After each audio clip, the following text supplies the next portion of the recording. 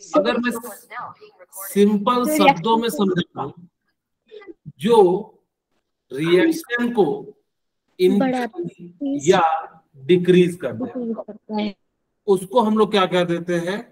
Catalyst कह देते हैं। Very good. यहां लिख देता हूं, those substance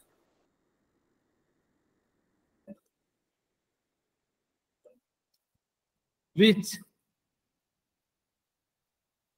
increase or decrease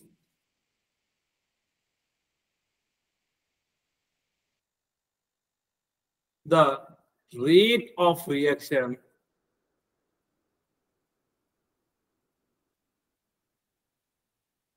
without involving the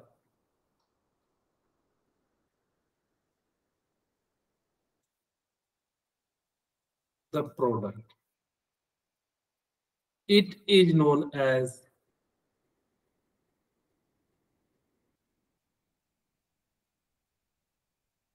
catalyst. एक एक करके हम सारी बातें आपको समझाते हैं क्या होता है। तो सिंपल शब्दों में समझिएगा कि कैटलिस्ट वो सब्सटेंस होते हैं जो किसी रिएक्शन को इंक्रीज या डिक्रीज कर दे, लेकिन बिना किसी रिएक्शन के यानी कि प्रोडक्ट में इन्वॉल्वेशन में। तो सर हमें ऐसे नहीं समझ में आया, एक रियल लाइफ के एग्जांपल के साथ समझाने का प्रयास कीजिए। मैं समझाता हूं। सबसे पहले मैं समझाता हूं कि कैटलिस्ट कैसे वर्क करता है। ध्यान से सुनिएगा। मान लेते हैं कि आपका एग्जाम आया, एग्जाम आता है तो देखिएगा जैसे एग्जाम आता है, जो काम हम साल भर में नहीं कर पाते वो 2 दिन में कर लेते हैं। पढ़ लेते हैं कि नहीं पढ़ लेते? एग्जाम का जो फीवर है या जो फोबिया है वो आपका कैटलिस्ट के रूप में वर्क कर रहा है कि हम पढ़ेंगे नहीं, क्या हो जाएंगे, फेल कर जाएंगे। तो वो क्या करता है, आपके जो है रेट को बहुत तेज कर देता है। इसी कारण से आप क्या करते हो, आप बाकी सारे काम को छोड़ के सिर्फ और सिर्फ आप पढ़ाई पे ध्यान देते हो। लेकिन वो जो डर है ना, वो प्रोडक्ट के रूप में नहीं दिखता है। आपने पढ़ लिया, पेपर दे दिया, पास कर गए, उसके बाद आपको उसका कोई डर नहीं है। जब तक पेपर नहीं होता तभी तक डर होता है। एक और एग्जांपल से समझिए, ऐसे समझिए। मान लेते हैं कि आपके स्कूल में टीचर है, आपको केमिस्ट्री पढ़ा रहे हैं, ठीक है। आपको वो केमिस्ट्री पढ़ाए या बायोलॉजी पढ़ाए या फिजिक्स पढ़ाए, अब क्या वो आपके मेन एग्जाम जो मार्च में होगा उसमें बैठेगा क्या? लेकिन वो आपके केमिस्ट्री, फिजिक्स और बायो के मार्क्स पे डिपेंड करता है। आपका टीचर अगर अच्छा होगा तो आपको ज्यादा अच्छे से पढ़ाएगा, तो वो क्या कर जाएगा, यानी कि आपका ज्यादा मार्क्स आएगा। सेम केस यहां भी होता है कि रिएक्शन में कैटलिस्ट क्या करता है कि जो रेट को इंक्रीज और डिक्रीज कर देता है। तो वो सब डिक्रीज भी करता है क्या? हाँ, जनरली हम लोग डिक्रीज वाले की बात नहीं करते हैं, लेकिन वो रेट को डिक्रीज भी कर सकता है। बहुत सारे जगह पे हमें जो है डिक्रीज कराने की जरूरत पड़ती है। मान लीजिए कहोगे सर कहाँ पे पड़ती है, एक एग्जांपल बताओ। न्यूक्लियर रिएक्टर में हम लोग क्या चाहते हैं कि रिएक्शन स्लो हो, चाहते हैं कि नहीं चाहते? तो वहां पे हम लोग ग्रेफाइट को कैटलिस्ट के रूप में यूज करते हैं, तो जिससे क्या हो जाता है, वो रिएक्शन जो है वो स्लो हो जाता है। इस प्रकार से हम लोग क्या करते हैं कि किसी भी रिएक्शन को फास्ट या स्लो कर सकते हैं, उसको हम लोग क्या कहते हैं, कैटलिस्ट कहते हैं। क्या आप सभी को कैटलिस्ट समझ में आ गया? Yes sir. ओके, नहीं तो और कहोगे तो एक एग्जांपल रियल लाइफ दे देंगे। अगर समझ में आ गया तो आगे बढ़ जाता है। कैटलिस्ट जो है ना वो पॉजिटिव टाइप का होता है एंड निगेटिव टाइप का। अच्छा, मैं एक क्वेश्चन पूछ रहा हूँ आप सभी से। आप सभी ने दवाई खाया है? Yes sir. Yes sir. क्या होता है, कैटलिस्ट होता है या नहीं होता है? सर कैटलिस्ट होता है। वो होता है कैटलिस्ट। कभी आपने सोचा कि सर दवाई खाने से हम ठीक हो जाते हैं तो खाना की जगह में दवाई ही खिला देना, बीमारी नहीं पड़ेंगे। कभी ऐसा सोचा है क्या? Yes sir. हाँ, तो एक्चुअल में ना कैटलिस्ट कभी भी लार्ज अमाउंट में यूज नहीं किया जाता है। Yes sir. इसी कारण से आपकी दवाई जो है 5-5 ग्राम की होती है, ठीक है। आपकी जो दवाई होती है वो कितने ग्राम की होती है? 5 ग्राम, 10 ग्राम, इससे ज्यादा की नहीं होती है। अगर दवाई खाने से हम ठीक होते तो लोग जो है खाना की जगह दवाई ही खा रहे होते। वो क्या करता है, जैसे एक एग्जाम्पल के रूप में मैं समझाने का प्रयास करता हूं कि जैसे मान लो कि किसी को बुखार आ गया, तो जैसे ही बुखार आता है तो डॉक्टर उसको क्या करते हैं, कोई दवाई दे देते हैं, पैरासीटामोल दे देते हैं, एक एग्जाम्पल के रूप में। जैसे ही उसने पैरासीटामोल लिया, अब उसको बुखार है, तो वो ऐसा नहीं कहता कि डॉक्टर भाई एक काम करो, झोला भर के दवाई दे दे रहा हूं, तुम दिन भर बैठ के फाकते रहना, खाते रहना, कोई दिक्कत नहीं है। ऐसा तो कहता है क्या? नहीं। वो कहता है कि एक दवाई खाने के कम से कम 6 घंटे बाद दूसरा दवाई खाना। ऐसा नहीं है कि आपको बुखार छूट नहीं रहा है तो चलो एक काम करते थोड़ा देर बाद 5-10 मिनट बाद और खा लो, नहीं। क्यों? क्योंकि ये क्या करते हैं ना कैटलिस्ट, आपके जैसे मान लो कि मेरे को फीवर हो गया, जिस बैक्टीरिया वायरस के कारण हुआ, वो क्या कहता है, WBC को कहता है कि चलो आज आक्रमण करते हैं, किस पे? बैक्टीरिया एंड वायरस पे। और उनको सारे को सम्मिलित कर देता है, या जिससे उसको मदद मिल सके WBC को, उस चीज को क्या किया जाता है, वो प्रोवाइड करता है, जिस कारण से आपका WBC क्या हो जाता है, मजबूत हो जाता है। और जैसे ही मजबूत हो जाता है तो दुश्मन को क्या कर देता है, मार के जो है खत्म कर देता है। और इस प्रकार से आप क्या हो जाते हो, ठीक हो जाते हो। एक और एग्जांपल सुनिए। आप सभी ने एक हाइट बढ़ाने वाला जो है डब्बा पीते होंगे, उसका नाम कौन बेटा? हॉर्लिक्स। कहते हैं ब्रेन को बढ़ाने के लिए यूज किया जाता है। एक कॉम्प्लेन तैयारी जीत की, ठीक है। तो वो क्या करता है कि आपके जो बॉडी में जिस हार्मोन से हाइट बढ़ता है ना, उसको कहता है जल्दी जल्दी वर्क करो। और जितना जल्दी जल्दी उस चीज को सेक्रेट करेगा तो आपकी हाइट बढ़ जाएगी। यस यही सर। काम करते हैं। वो कोई ऐसा चीज नहीं करते कि जो है एकदम आपको जो है यूज करने पे हो जाए। कहोगे सर हम लोगों ने खाया, हम लोगों की, बहुत सारे लोगों की तो हाइट नहीं बढ़ी होगी। Yes sir. Real yes sir. कि बहुत सारे बच्चे, सबने जो है कॉम्प्लेन जो है जरूर पिया होगा। अगर से कॉम्प्लेन पीने से हाइट बढ़ता तो सर हमारी हाइट या आसपास के, मेरे आसपास पड़ोस के में उसने कॉम्प्लेन पिया उसकी तो हाइट नहीं बढ़ी है। एक्चुअल में जिसकी बॉडी में एंजाइम को सेक्रेट करवा लेता है उसकी हाइट बढ़ जाती है, जिसकी नहीं बढ़ती है, नहीं एंजाइम सेक्रेट करता है, उसकी हाइट जो है नहीं बढ़ती है। ये सारा रोल जो है किसका है, कैटलिस्ट का है। आपको बायोमेडिकल में जो है और भी बहुत सारी चीजें बताई जाएंगी कि कैसे ये सारी चीजें जो है वर्क करती है। ओके, अब हम बात करते हैं, मेरे ख्याल से कैटलिस्ट आप लोगों को समझ में आ गया होगा। इसीलिए कभी भी झोला भर के दवाई नहीं खाना चाहिए। आपको जितना कम से कम दवाई खाना चाहिए, उसके साइड इफेक्ट भी है, वो हम लोग अभी बात नहीं करेंगे।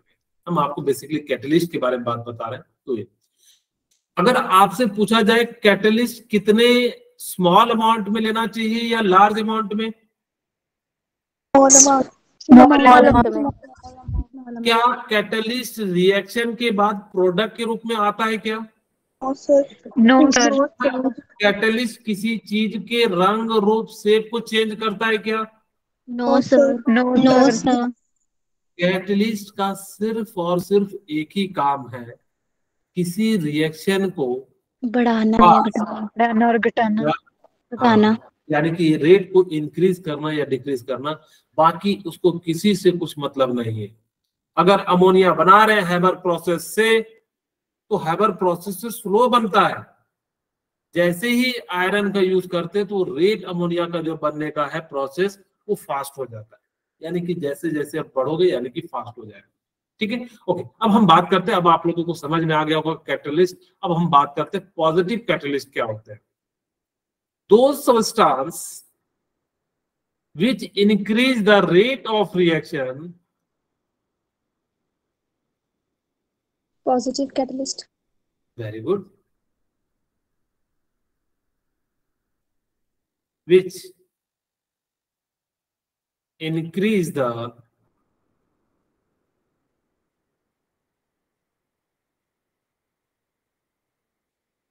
rate of reaction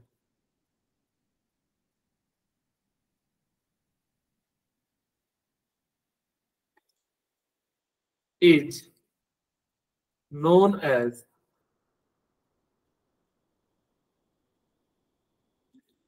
positive catalyst.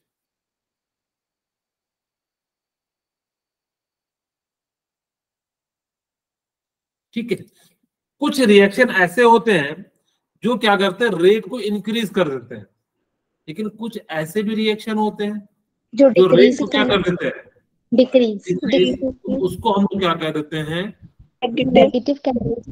Very good. दो substance which decrease the rate of reaction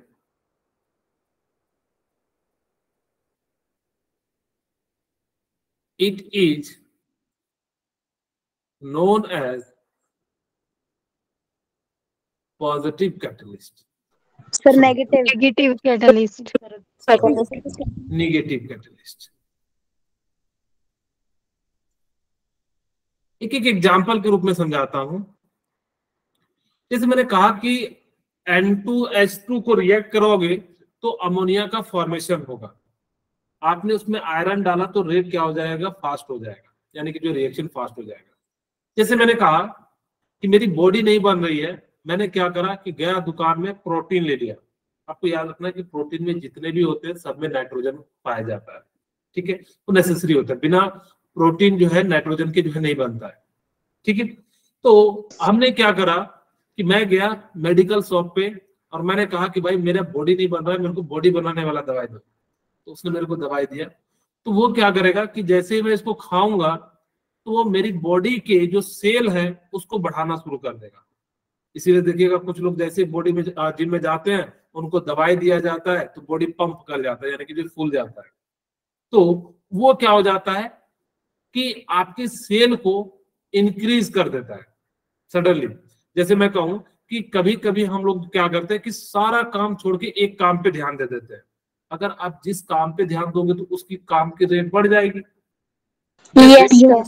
जैसे देखिएगा दिवाली से 2 दिन पहले बाकी सारे काम को छोड़ देते हैं, सिर्फ और सिर्फ सफाई करते हैं, तो आपका घर देखिएगा कितना चमकता है. चमकता है कि नहीं चमकता है? यानी कि हम किसी पर्टिकुलर वर्क पे सारा ध्यान दे देते हैं तो उसका जो है क्या हो जाता है, यानी कि एंजाइम सेक्रेट ज्यादा होने लगता है और एंजाइम सेक्रेट होने से वो क्या कर जाता है, उस टाइप का आपको बेनिफिट मिलने लग जाता है. निगेटिव क्या होता है कि मान लो कि आपने खाया कॉम्प्लेन, मैं बार बार कॉम्प्लेन का नाम नहीं लेना चाहता हूँ, मान लो कि डब्बा मैंने खाना खाया, ठीक है, और उससे मेरी हाइट जो है क्या हो गई, डिक्रीज हो गई. क्योंकि एंजाइम ही तो होता है, एंजाइम के घट जाने से बेसिकली सारा जो है एंजाइम पे वर्क करता है. जितना ज्यादा एंजाइम सेक्रेट होगा तो अगर जो सेक्रेट होने की जगह डिक्रीज हो गया तो आपको क्या हो जाएगा, यानी कि आपकी हाइट बढ़ने के बदले क्या हो जाती है, घट जाती है. इसको हम लोग कहते हैं नेगेटिव कैटेलिस्ट. एक और एग्जांपल सुनिए. न्यूक्लियर रिएक्टर में हम लोग क्या करते हैं, ग्रेफाइट को यूज करते हैं ताकि कि वो रिएक्शन को स्लो डाउन कर सके. और जैसे स्लो डाउन करता है जिस कारण से वो क्या हो जाता है, आपका जो है रिएक्शन स्लो हो जाता है. ओके, यहाँ तक आप लोगों को मेरे ख्याल से समझ में आ गया. दूसरा हो गया प्रोमोटर.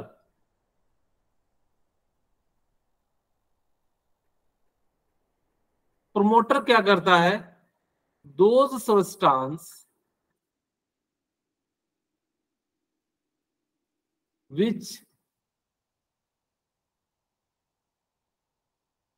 increase the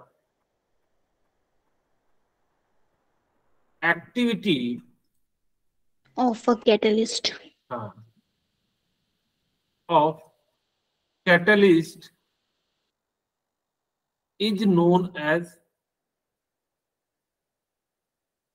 promoter.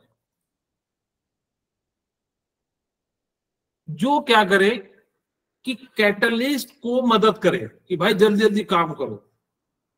जैसे मैं कहूं कि जब हम छोटे रहते हैं तो कहते हैं कि तू क्लास में टॉप करेगा तो तुझे साइकिल दूंगा, कहते हैं कि नहीं कहते हैं? या आप लोग Yes, जो sir. Yes, sir. कई लोग जो है अलग अलग चीज मांगते हैं, कपड़े मांगते हैं, कोई लोग और भी पता नहीं क्या क्या चीजें मांगते हैं। ठीक है, तो ये क्या हुआ, यानी कि आप चाहते पहले से भी, आप भी चाहते हो कि मैं क्या करूं, टॉप करूं, लेकिन आपके पापा ने या मम्मी ने एक और क्या कर दिया, प्रमोटर का काम कर दिया। और जैसे ही प्रमोटर का काम किया तो अब आप क्या करोगे, पहले से भी ज्यादा पढ़ोगे और टॉप कर जाओगे। तो इसको कहते हैं प्रमोटर। अब आपके मन में एक क्वेश्चन आएगा, क्या सर कैटलिस्ट फिर क्यों यूज कर रहे हैं, सीधे सीधे प्रमोटर ही यूज कर दो ना, ज्यादा बढ़िया होगा। आपके मन में आ रहा होगा, या हम क्यों Yes, sir. कैटलिस्ट, सीधे सीधे कैटलिस्ट की जगह प्रमोटर का यूज कर देते हैं। हम प्रमोटर का यूज नहीं कर सकते रिएक्शन को इंक्रीज और डिक्रीज करने के लिए। कोई अगर जब पूछे कि क्या प्रमोटर का यूज कर सकते हैं एज अ कैटलिस्ट, नो, हम कभी भी प्रमोटर को एज अ कैटलिस्ट यूज नहीं कर सकते, क्योंकि ये इसका काम नहीं होता कि रिएक्शन को इंक्रीज और डिक्रीज करना। इसका काम होता है कैटलिस्ट की मदद करना, और ये कैटलिस्ट की मदद करता है जिस कारण से आपका रिएक्शन फास्ट हो जाता है। बोलिए, समझ में आया? Yes, sir. Yes. एक और होता है पॉइजनर। पॉइजनर का काम क्या हो जाता है, दोज, हाँ, those substance which decrease the activity of catalyst is known as poisoner। यानी कि जो क्या करे कि कैटलिस्ट को रोके कि भाई तू जल्दी जल्दी मत होने दे, तो उसको हम लोग क्या कहते हैं, यानी कि पॉइजनर कहते हैं। जैसे मान लो कि आप पढ़ने बैठे हो और आपका दोस्त चाहता है कि आप ना पढ़ो, तो क्या करेगा, किताब छीन लेगा।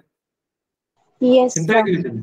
हाँ, Yes, या sir. कहेगा चलो खेलने चलो, या किसी के पास चलो। तो इस प्रकार से वो क्या कर रहा है, यानी कि जो है आपके रिएक्शन को, यानी कि पढ़ने की स्पीड को जो है डिक्रीज कर देता है। जैसे मान लो पढ़ रहे हो और किसी का फोन आ गया, यानी कि वो क्या हो गया, पॉइजनर हो गया। Okay, last one, auto catalyst.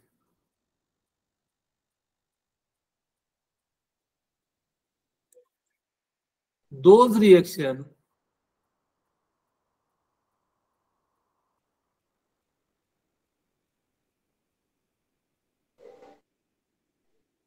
those reaction when, ये सीधे सीधे लेते हैं, when product is worked as catalyst। यानी कि जब वो क्या करेगा, प्रोडक्ट ही कैटलिस्ट के रूप में, जैसे ही प्रोडक्ट बना, जैसे देखिएगा किसी घर से एक डॉक्टर बनता है तो दूसरा भी फिर क्या करने लगता है, यानी कि जो डॉक्टर बनने के लिए सोचने लगता है। तो इसको कहते हैं ऑटो कैटलिस्ट। इन्होंने किसी से देख के नहीं सीखा, यानी कि खुद ही जो है यहाँ पे क्या हो गए, यानी कि जो है ये जो है बिहेव करने लगे, यानी कि प्रोडक्ट जो है आपका जो है क्या करने लगेगा, बिहेव करने लगेगा। ये कल की क्लास में मैंने आपको बताया था, एक्स बाई एम 2021 का क्वेश्चन आया था। अगर से आपको याद हो तो एक्स बाई एम में किसका टेम्परेचर ज्यादा था, T1 का T2 से। आप लोगों को हमने पिछली क्लास में बता दिया। Yes, ठीक है, ओके। यहाँ पे हमें वो नहीं पूछा है, T1 बड़ा पूछा है ना, हाँ T1 ही बड़ा पूछा है। ठीक है, ओके। आपको मैंने बताया catalyst is a chemical substance which can change the rate of reaction without being used to in that reaction and the process is known as catalyst. यानी कि मैंने बताया कि जो रेट ऑफ रिएक्शन को इंक्रीज कर दे। तो सर यहाँ पे तो डिक्रीज नहीं लिखा है। एक्चुअली हम लोग जितने भी बात करते हैं इंक्रीज के लिए ही बात करते हैं। बहुत कम रिएक्शन होते हैं जहां पे हम लोग क्या करते हैं, डिक्रीज के लिए जो बात करते हैं। ओके, इसीलिए इन्होंने जो ऐसा लिखा। क्या क्या प्रॉपर्टीज होती, इसको ध्यान से याद रखिएगा। For a chemical reaction catalyst is need very small quantity. मैंने बताया था कैटलिस्ट कितना होना चाहिए, ज्यादा होना चाहिए, कम होना चाहिए, सर कम होना चाहिए। कम होना चाहिए। इसीलिए जो दवाई हम लोग क्या करते हैं, पेट भर के नहीं खाते हैं, ठीक है। सर हाँ, तो क्यों? क्योंकि वो कैटलिस्ट के रूप में वर्क करेगा और आपके एंजाइम को सेक्रेट करेगा और फिर आपकी जो है उस बॉडी से जो है आपको जो है उस प्रॉब्लम से आपकी बॉडी को रिलीफ मिल जाएगा। Generally a pinch of catalyst enough for the reaction in bulk. इसका मतलब है छोटा सा ही कैटलिस्ट बहुत बड़े रिएक्शन को कराने के लिए काफी है। ये बात तो आपको भी पता है कि जैसे कभी किसी को देखिएगा, किसी टीचर ने डांट दिया कि तू नालायक है, तू कुछ भी नहीं कर पाएगा, उसके मन में चुभ गया, अब वो दिन रात पढ़े जा रहा है, पढ़े जा रहा है, पढ़े जा रहा है और वो जो है डॉक्टर बन जाता है। फिर सर को आके कहता है, सर देखिए I am doctor. Doctor surprise हो जाते हैं। यानी कि इसी टाइप से छोटी सी बात किसी की बुरी लग जाए तो हम लोग जो है उसके लिए जो है पूरा वो कर देते हैं। यहाँ भी वैसे ही हो जाता है कि हम लोग क्या करते हैं कि छोटा सा कैटलिस्ट क्या करते हैं, बहुत बड़े रिएक्शन को कराने के लिए जो है सफिशिएंट हो जाता है। There may be some physical changes, but the catalyst remain unchanged in mass chemical composition in chemical reaction। कहता है कि किसी किसी में फिजिकल चेंज हो सकता है, बट उनका कंपोजिशन, मास, कलर, ये सब कभी भी चेंज नहीं होगा। ये बात मैंने आपको थोड़ी देर पहले बताई थी कि कैटलिस्ट के कारण कभी भी आपका ना तो कलर चेंज होगा, ना तो मास चेंज होगा, ना केमिकल कंपोजिशन चेंज होगा, ना केमिकल प्रॉपर्टीज चेंज होगी। इन सभी से कुछ भी चेंज नहीं होता। सिर्फ कैटलिस्ट का काम होता है रेट को इंक्रीज और डिक्रीज करना, कर पाए। एक catalyst itself can not initiate a reaction. एक जो कैटलिस्ट होता है ना, वो रिएक्शन को स्टार्ट नहीं कर सकता। रिएक्शन होने के बाद उसकी स्पीड को बढ़ा देता है। अगर मैं कहूं कि ए और बी अगर जो रिएक्शन नहीं करा रहे तो कैटलिस्ट डालेंगे, तो क्या कैटलिस्ट इस रिएक्शन को करा पाएगा? क्या नहीं? नो सर, नहीं करा पाएगा। कैटलिस्ट सिर्फ उन्हीं को करा सकता है जहां पे रिएक्शन हो रहा है, और जहां होता है उसी को वो क्या कहता है, यानी कि जो फास्ट कर देता है। तो इस बात को याद रखिएगा कि कैटलिस्ट कभी भी रिएक्शन को इनिशिएट नहीं करता है। इनिशिएट का मतलब है रिएक्शन को ऐसा नहीं कि कभी कोई दो चीज रख दो तो आपका जो है वो रिएक्शन करा देगा, नहीं। वो तभी रेट को इंक्रीज करेगा जब वो खुद ही से रिएक्शन होना शुरू हो जाएगा। It mean it can not start reaction which is not taking place, but if the reaction is taking place in slow rate it increase its rate. यानी कि वो अगर रिएक्शन हो रहा होगा वो भले स्लो हो तो उसको हम लोग क्या कर सकते हैं, फास्ट कर सकते हैं। A solid catalyst will be more effectively it taken in finely divided form। कहता है जो सॉलिड के जो कैटलिस्ट होते हैं ना, वो सबसे अच्छे वर्क करते हैं।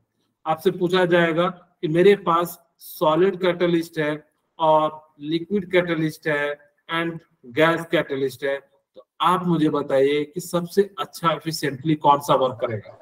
सॉलिड करेगा, फिर कौन करेगा? लिक्विड करेगा, और फिर कौन करेगा? गैस करेगा। Effectively work.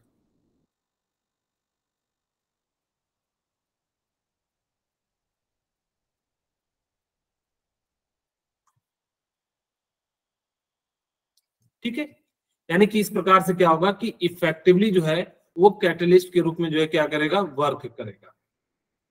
ओके, वही कहता है कि solid catalyst more effectively it taken in fine divided form.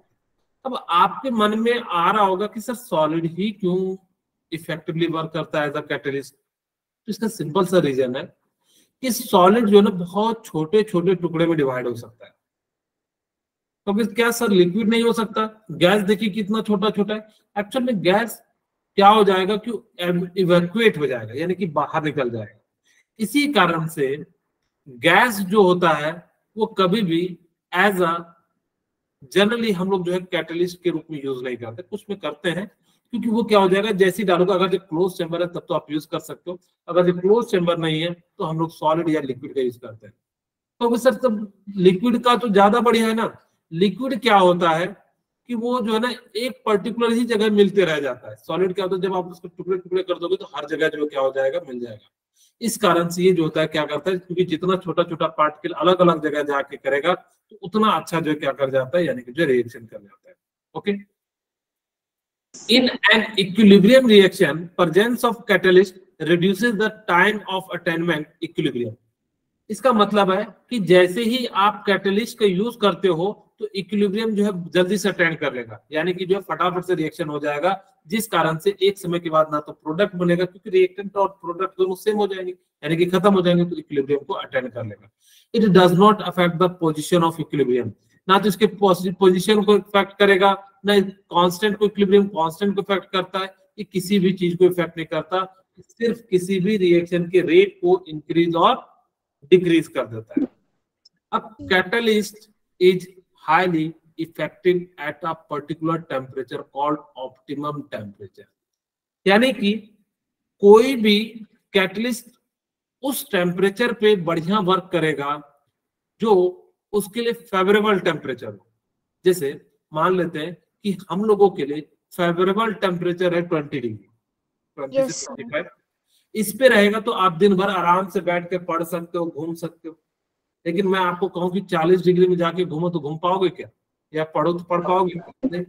No, किसी के लिए एक ऑप्टिमम टेम्परेचर होता है, No, sir. टेम्परेचर पे आप ज्यादा इफेक्टिवली वर्क कर सकते हो। तो कैटलिस्ट भी एक हर एक के लिए जो अलग अलग ऑप्टिमम टेम्परेचर होता है उस पे अच्छे से क्या करता है, यानी कि जो है वर्क करता है। ठीक है, जैसे एक एग्जांपल देखिए कि अगर आप बना रहे हो सल्फर डाइऑक्साइड से सल्फर ट्राइऑक्साइड, तो नॉर्मली बिल्कुल स्लो बनता है, लेकिन जैसे ही आपने प्लेटिनम का यूज कर दिया तो ये रिएक्शन क्या हो जाता है, फास्ट हो जाता है। बोलिए, क्लियर है यहाँ तक? Yes, किन्हीं को कोई डाउट Yes, बताइए? sir.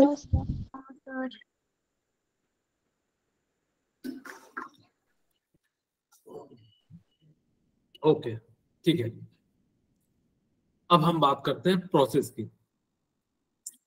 आपसे एक क्वेश्चन पूछा गया था, दो क्वेश्चन पूछे गए थे कि हाइबर प्रोसेस का यूज किसके लिए किया जाता है। तो आपको बताना कि अमोनिया के फॉर्मेशन के लिए हाइबर प्रोसेस का यूज किया जाता है। Yes, sir. अगर मैं यहाँ पे बना भी देता हूँ हाइबर प्रोसेस, आप सभी को पता होगा N2 को 2 plus H2. 2. 3H2, मैं डायरेक्ट बैलेंस लिख देता हूँ, ये क्या बनते हैं, 2NH3 बनते हैं, अमोनिया बनता है। Yes, ठीक है, sir. N2 को अगर आपने 3H2 के साथ रिएक्शन करा दिया तो क्या बन गया, अमोनिया बन गया। ये स्लो मैनर में बनता है, लेकिन आपने जैसे ही एफी कैटलिस्ट का यूज कर दिया, ये रिएक्शन फास्ट हो जाता है। और आपने प्रमोटर के रूप में MO को यूज कर दिया तो ये वेरी फास्ट हो जाते हैं। ठीक है, ये क्या हो जाएंगे, बहुत तेजी से होने लगेंगे। इसी कारण से हम लोग क्या करते हैं, एफी कैटलिस्ट के रूप में यूज करते हैं, MO को किसके रूप में यूज करते हैं, प्रमोटर के रूप में। आपको ये बात जरूर याद रखनी है कि हाइबर प्रोसेस का यूज किसके लिए किया जाता है, किस चीज के बनाने के लिए, Ammonia. तो इसको हम लोग कह देते हैं अमोनिया। में नीचे लिख देता हूँ, नहीं तो एक ही जगह सारा चीज हो जाएगा तो दिक्कत हो जाएगा। इसको हम लोग कहते हैं अमोनिया।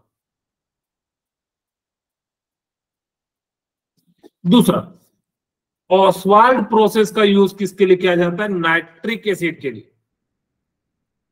जो ऑसवाल्ड प्रोसेस है, आपसे पूछा जाता है कई बार, दो क्वेश्चन पूछे गए हैं, ऑसवाल्ड प्रोसेस किसके लिए यूज किया जाएगा, Nitric acid.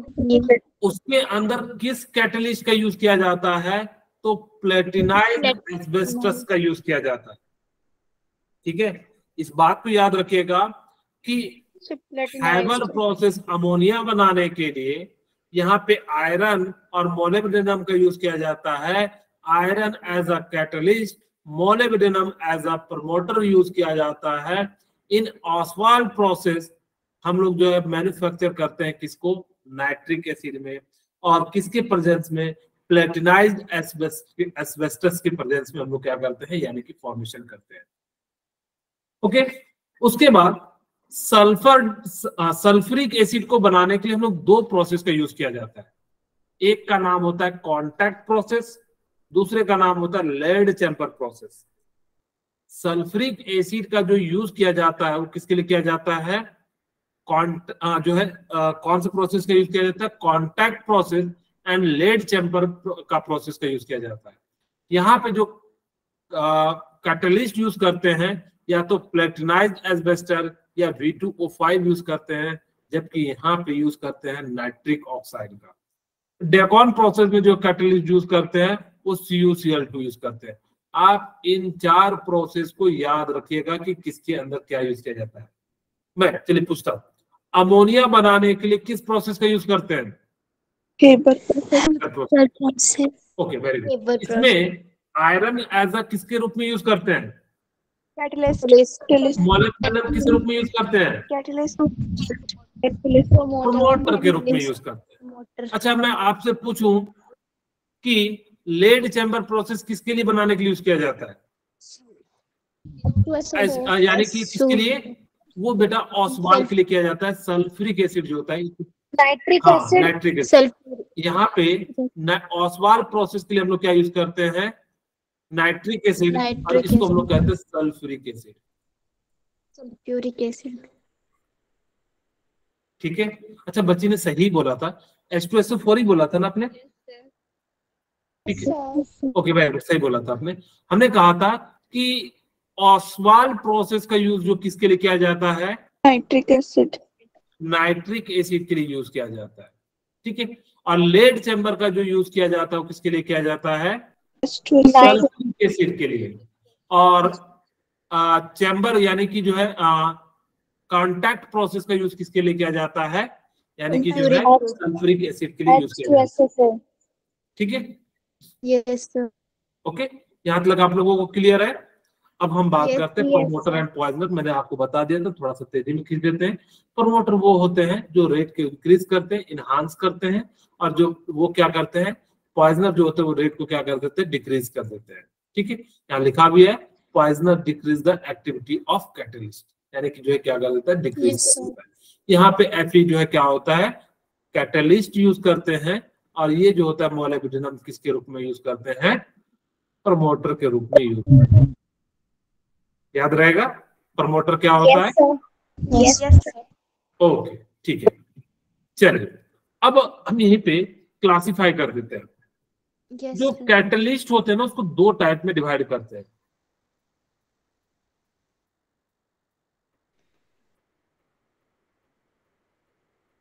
एक को कहते हैं होमोजीनियस कैटलिस्ट, और दूसरे को क्या कहते हैं, वेरी गुड, होमोजीनियस कैटलिस्ट, और दूसरे को हम लोग क्या कहते हैं, heterogeneous हेट्रोजीनियस कैटलिस्ट, ठीक है। अब कहोगे सर होमोजीनियस का मतलब क्या होता है, होमो का मतलब क्या होता है, same इसका मतलब है कि जिसका reactant and catalyst same phase में हो। हाँ वेरी गुड, मैं तो पढ़ा है बेटा, यस सर, स्कूल में हो गया है ना, यस सर, रिवीजन भी हो गया है। Very good. Reactant and catalyst found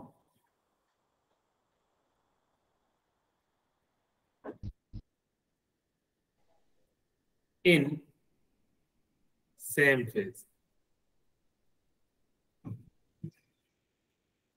जबकि यहां पे क्या होता है, डिफरेंट फेज में होता है। वेरी गुड, रिएक्टेंट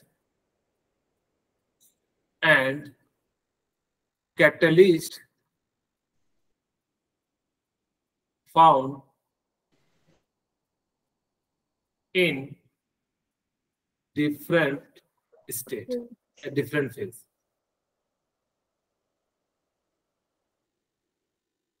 उसको हम लोग क्या कह देते हैं, हेट्रोजीनियस कैटलिस्ट। मैं आपसे पूछता हूं, मुझे बताइए, ए सॉलिड है, बी सॉलिड है, और यहाँ पे आर मैंने कैटलिस्ट ले लिया सी। यहाँ पे हमने क्या ले लिया, सी कैटलिस्ट। सी कैटलिस्ट, और इसका स्टेट लिक्विड है, और यहाँ पे हमने जो है क्या बना लिया, प्रोडक्ट बना लिया। मुझे बताइए ये होमोजीनियस रिएक्शन है, होमोजीनियस कैटलिस्ट है, या हेट्रोजीनियस कैटलिस्ट है? हेट्रोजीनियस। रिएक्टेंट। अच्छा यहाँ पे मान लो लिक्विड होता तो बताइए, सर तब भी हेट्रोजीनियस। तब भी हेट्रोजीनियस। यानी कि आपको देखना रिएक्टेंट कौन है, ये है, कैटलिस्ट कौन है, ये है, क्या दोनों सेम पेज में? नहीं, यानी कि ऐसा हो जाएगा हेट्रोजीनियस हो जाएगा। इन केस मान लीजिए मैंने ऐसा कर दिया, नीचे लिख ही देते हैं,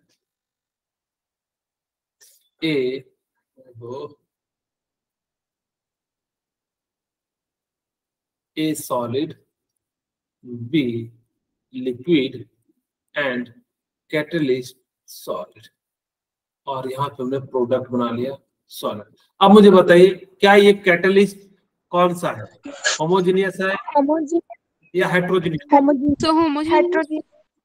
हेट्रोजीनियस है कि यहाँ पे तो ही डिफरेंट है, रिएक्टेंट में ही तो डिफरेंट है, तो जिस कारण से ये कैसा हो जाएगा, हेट्रोजीनियस। अगर ये सॉलिड हो जाएगा तो बताइए कैसा होगा, होमोजीनियस होगा। अच्छा मैंने मान लो कि इसको सॉलिड को हटा के लिक्विड कर दिया, अब मुझे बताओ हेट्रोजीनियस। सर तभी होमोजीनियस होगा। अभी भी होमोजीनियस है, हमें प्रोडक्ट से कोई लेना देना नहीं है, प्रोडक्ट कैसा भी हो हमें उससे कोई लेना देना नहीं है, हमें सिर्फ और सिर्फ किस पे डिपेंड करना है, reactant and catalyst.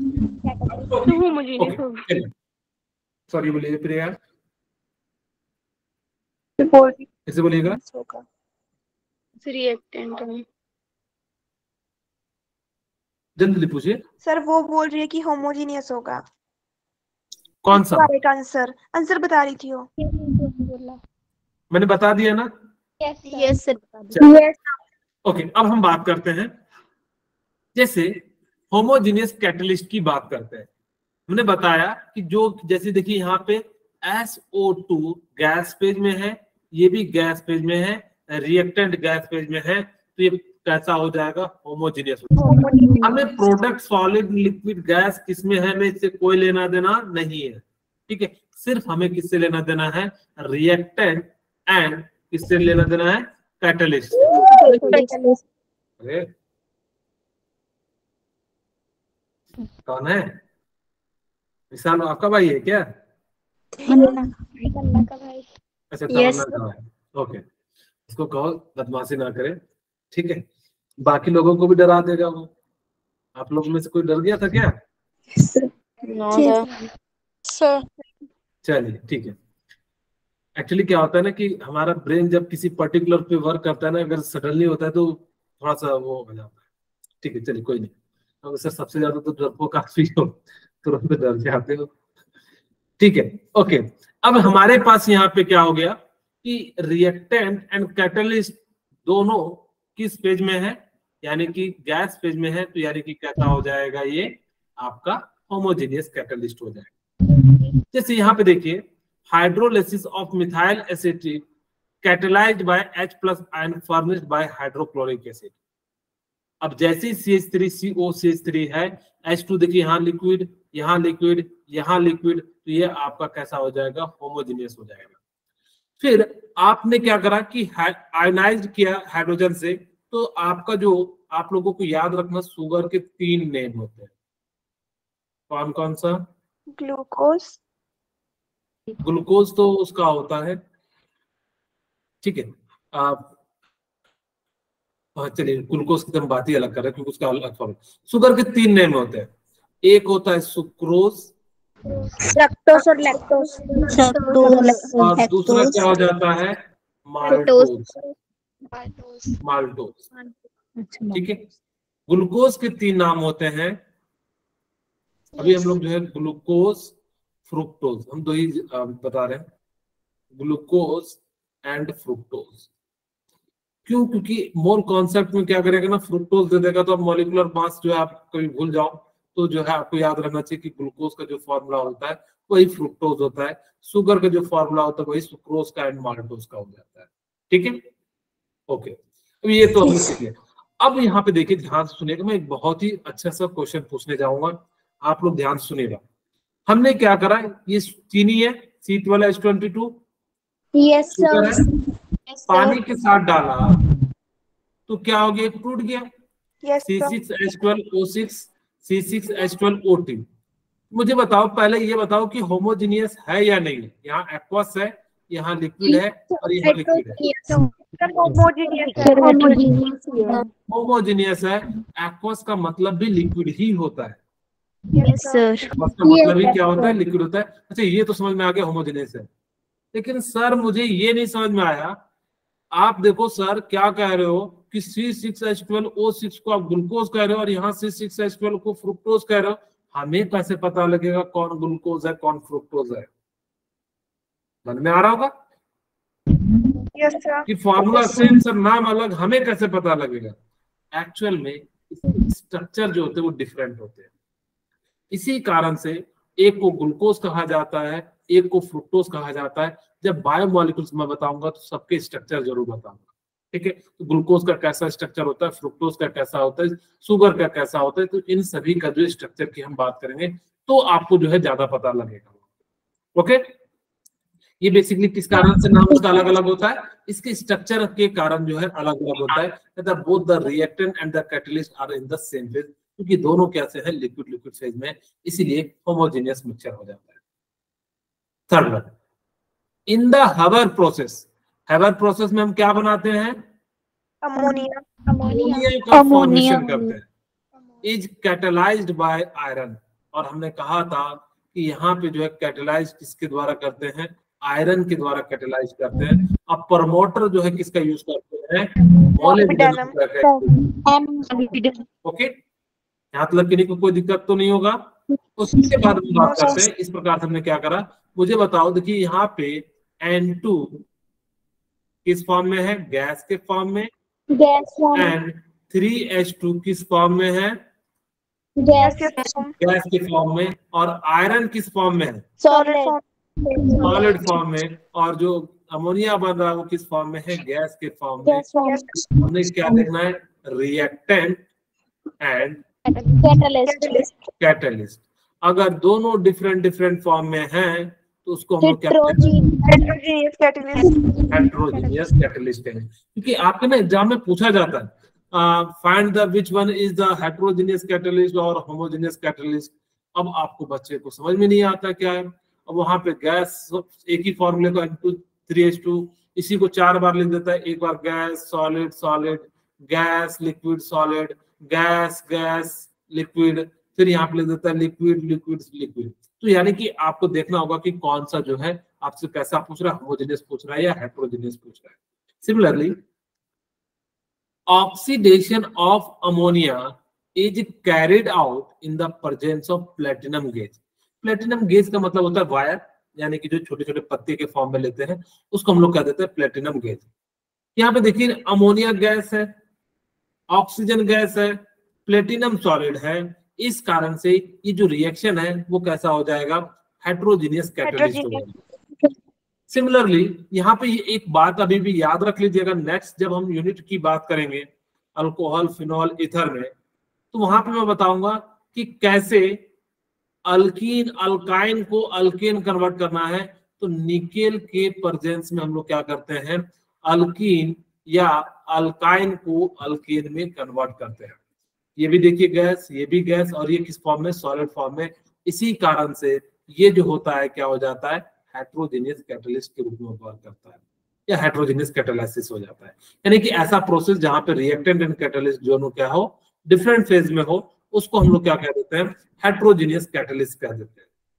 Similarly decomposition of H2O2 occurs in the presence of platinum catalyst. अगर इसको हम लोग कहते हैं हाइड्रोजन पेरोक्साइड, H2O2 को हम लोग क्या कहते हैं? Hydrogen peroxide. हाइड्रोजन पेरोक्साइड, ठीक है।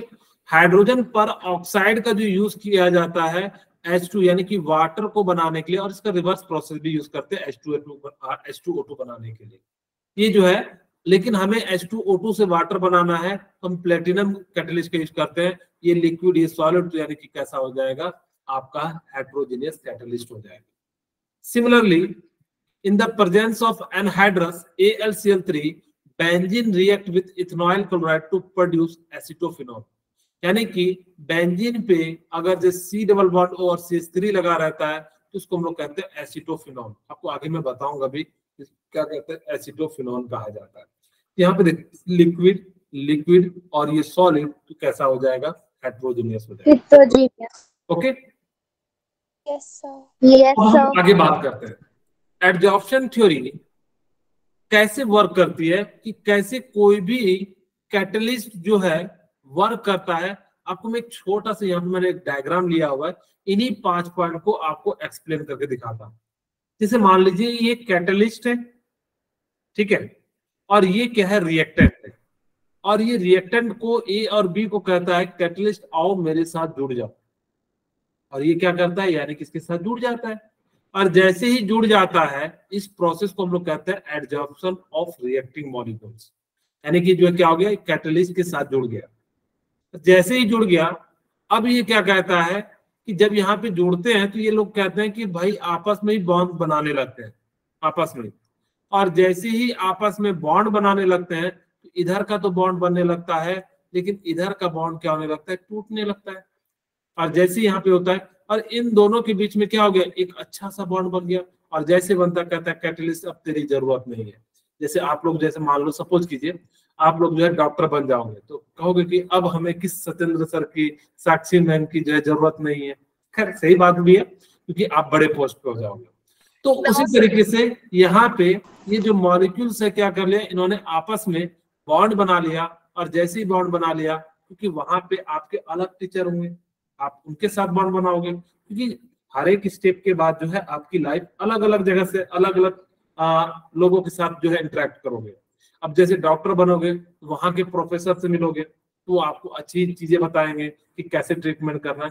और फिर जो पुराना रिएक्टेंट था वो क्या हो जाएगा? अलग हो जाएगा। तो इस प्रकार से ये जो क्या होता है, यानी कि टाइप्स ऑफ एडजॉर्प्शन जो हो जाता है, यानी कि हेट्रोजेनियस कैटलिस्ट के लिए। Okay, important feature of solid catalyst, क्या क्या होना चाहिए? Important feature, activity. इसका मतलब है कि उसकी स्ट्रेंथ कितनी है। अगर जो केमियोसॉर्प्शन की अगर जो लार्ज एक्सटेंट तक जो है, या जो है वो काफी ज्यादा है, तो मतलब जो है बनने के बाद जो प्रोडक्ट है केमियोसॉर्प्शन की वो ज्यादा अच्छी है, तो जिस कारण से हम कहेंगे कि उसकी एक्टिविटी ज्यादा है। उसका सरफेस एरिया ज्यादा है, तो हम लोग कहेंगे कि उसका एक्टिव साइड ज्यादा है, तो वहां पे क्या होगा? ज्यादा कैटलिस्ट जो है वर्क करेगा। इस प्रकार से वही कहता है the reactant must get absorbed reasonably strong on the catalyst become active side. यानी कि जो उसका सरफेस जहां जहां पे चिपक सकता है, तो उसको हम लोग क्या कह देते हैं? एक्टिव साइड कह देते हैं। जनरली जो पीरियोडिक टेबल में वर्क करता है 5 to 11 जो है, वो इन पे जो है कैटलिस्ट जो है अच्छे से इंक्रीज कर पाता है। लेकिन उसमें भी 7 से 9 जो होते हैं वो सबसे मैक्सिमम एक्टिविटी शो करते हैं। यानी कि यहाँ पे कैटलिस्ट जो है बहुत ही अच्छे तरीके से वर्क करते हैं। 5 to 11 में क्या करते हैं? नॉर्मली वर्क करते हैं, लेकिन 7 to 9 में मैक्सिमम कैटलिस्ट एक्टिविटी का शो किया जाता है।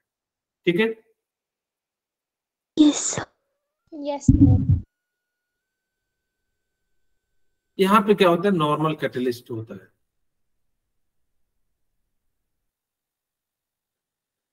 ठीक है, तो इस प्रकार से ये जो है इनकी जो है कैटलिस्ट है, जैसे यहाँ पे आपको दिया हुआ है कि 7 to 9 जो होता है वो पीरियोडिक टेबल में जो मैक्सिमम शो करता है, जबकि 5 to जो 11 होता है वहां पे क्या हो जाता है कि जो है एक्टिविटी शो किया जाता है। ओके, जैसे यहाँ पे इन्होंने दिखा है H2O2 यहाँ प्लेटिनम के साथ रिएक्शन करा रहा है, तो यानी कि जो वाटर का बनने का प्रोसेस है वो क्या हो जाता है? यानी कि फास्ट हो जाता है। ठीक है, बोलिए, एक प्रोसेस है यहाँ पे जैसे finally divided catalyst more effective due to the increase the number of active centre. जैसे ही यहाँ पे क्या हो जाता है कि एक्टिव सेंटर जितना ज्यादा होगा, इस सरफेस जितना ज्यादा होगा, तो उनके जो है कैटलिस्ट जो होंगे उतना ज्यादा होंगे। तो ये 4-4 के पेयर में क्या हो रहे हैं, यानी जो है अलग अलग जो है तोड़ दिया गया है। यहाँ पे देखिए 4, 6, 2, 3 जो है अलग अलग प्रकार से आपका क्या हो जाएगा, इस प्रकार से जो है बन जाएगा। यानी कि बेसिकली जिस चीज को आप तोड़ना चाह रहे हो, जोड़ना चाह रहे हो, उस प्रकार के जो है रिएक्शन को क्या हो जाएगा, हो जाएगा। नेक्स्ट क्लास में हम लोग एंजाइम की बात करेंगे और थोड़ा सेलेक्टिविटी की बात करेंगे। ठीक है, यस सर। आज की क्लास यहीं पे रखते हैं।